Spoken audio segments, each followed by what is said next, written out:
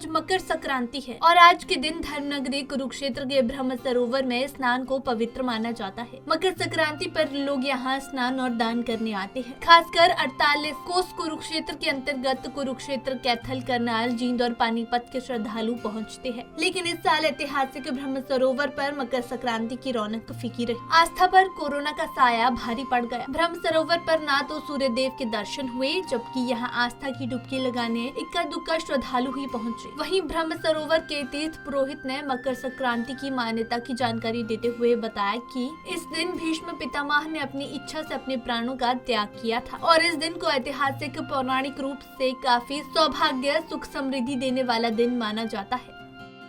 मकर संक्रांति का दिन है। सूर्य जब मकर राशि में प्रवेश करते हैं तो मकर संक्रांति का वो दिन आता है। और महाभारत के अंदर जब भीष्म पितामह जी सरसैया पे पड़े हुए थे तो वो इसी दिन की प्रतीक्षा में थे।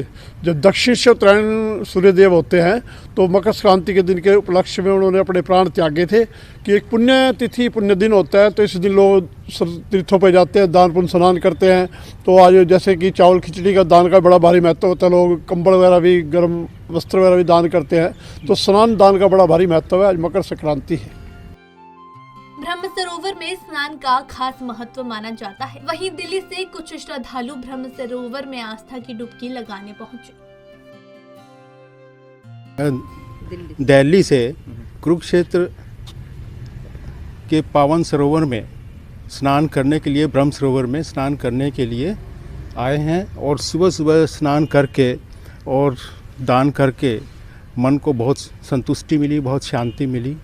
ये हमारा बहुत ही प्राचीन एक तीर्थ स्थल है। आज हम मकर संक्रांति के पर्व पर आए हैं। हम दिल्ली से आए हैं और यहाँ कुरुक्षेत्र में हम स्नान करने के लिए आए हैं मकर संक्रांति के उपलक्ष्य में, क्योंकि हमारे बुजुर्गों ने हमें ये बताया है कि कुरुक्षेत्र में, ये धर्म क्षेत्र है कुरुक्षेत्र, यहाँ पर स्नान करने से पुण्य मिलता है। बहुत संतुष्टि मिली।